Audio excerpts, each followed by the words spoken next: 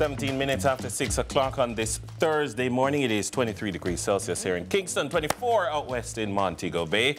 When you hear that beat in the background, you know it's time for the headlines with our girl, T to the K. Good morning, ma'am. Good morning. How are you? It's good to be here. Good to see you. You guys are popping this morning. It's spring. Oh, wow. Well, all right then. I see your stylist gave you the memo. Wow. It was in the prompter. No, okay. You know what, springers? Let's go to the headlines, shall we? All right, so BOJ's new ABM guidelines. So this is a banking update following months of complaints about automated banking machines, ABMs, often being out of service, out of cash, or otherwise unavailable. The Bank of Jamaica, BOJ, has issued some minimum ABM service level standards to strengthen consumer protection for customers of deposit-taking institutions like banks. So regarding the availability of cash, 90% of all ABMs must be operational. Each ABM must be operational at least 95% of the time, and ABMs in urban and resort areas should not be out of cash for more than 1 hour, while in other areas not more than 3 hours. So banks are also now required to implement systems for real-time notification to alert them when a machine is out of service. Customers are to be notified when a machine is down for a prolonged period, and those within a specified geographical radius should have information on nearby ABMs and the banking services they offer. So these guidelines to address ABM fees and charges, the deployment of machines and fraud and safety were also issued. So many questions. So many questions. My first question is the obvious one. How do you operationalize these guidelines? Or are these just mere suggestions? Are we just saying it would be good if, because if it's supposed to be more than that, if it's supposed to be more than moral suasion, then what are the ramifications for breaches of these guidelines? Because the language is very instructive. They are guidelines. I mean, we exist in a regulatory environment that is relatively, in this regard, loose. So it's not a strict regulatory environment. So how do you regulate these things? And in many instances, is it out of service or is it out of cash? And is it out of cash by design because of how much money you're being instructed to put in? And so I would hope that the central bank, in outlining these guidelines, would have had many meetings with the Bankers Association of Jamaica, because putting in place these guidelines then forces each bank to create new standard operating protocols with beryllium, because you have to come and service these machines, you have to come and collect, you have to come and receive. Because the way the machines are, in terms of my understanding, in terms of the reservoirs that the money goes into, is not necessarily the same reservoir that the money comes out of.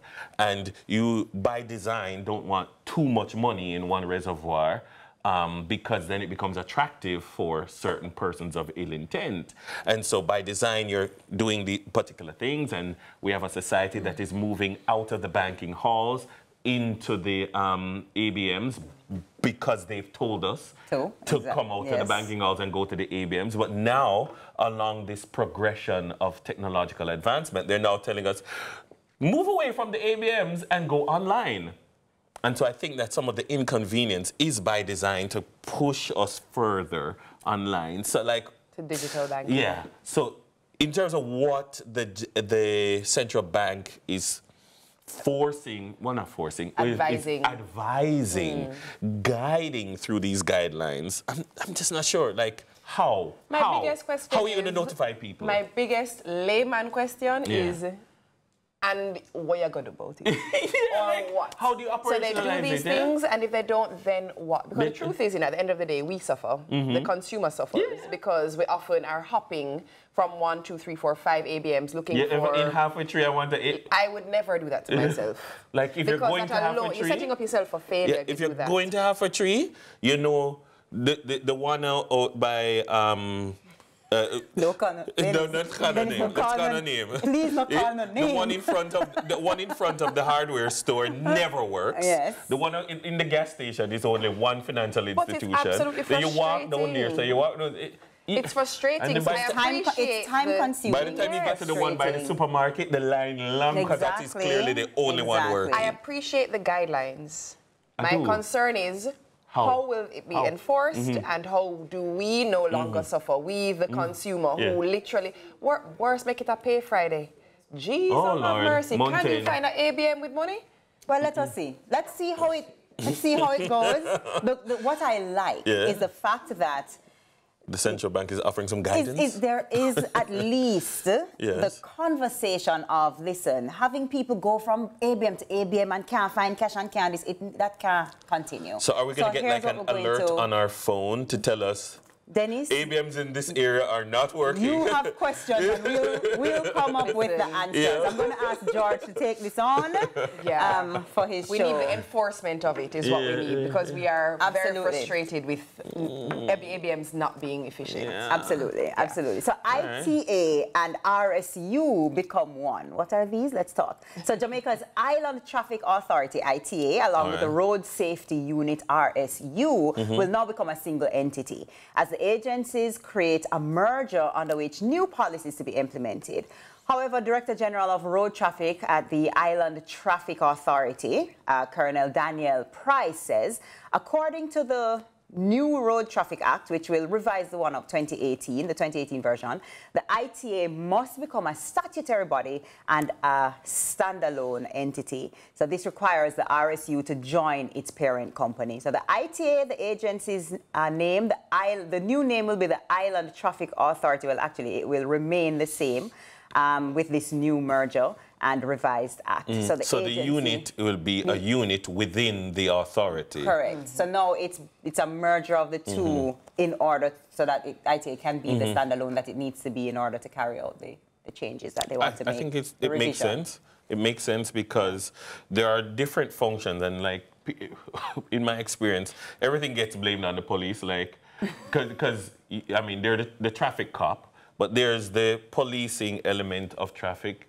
There's the Ministry of Transport, in which the Island Traffic Authority resides, and then there's the Road Safety Unit, which is another entity. There's the tax office, and everybody needs to be talking to each other, and everybody has to have systems designed to be able to talk to each other. And in this modern society in which we're supposed to be designing systems that can talk to each other, very often the systems can't talk to each other. So if we can merge one and allow the loop to be closed, more power to you. More power to you. Right. Not to mention the traffic courts, Right. which is another entity that needs to be able to talk to everybody.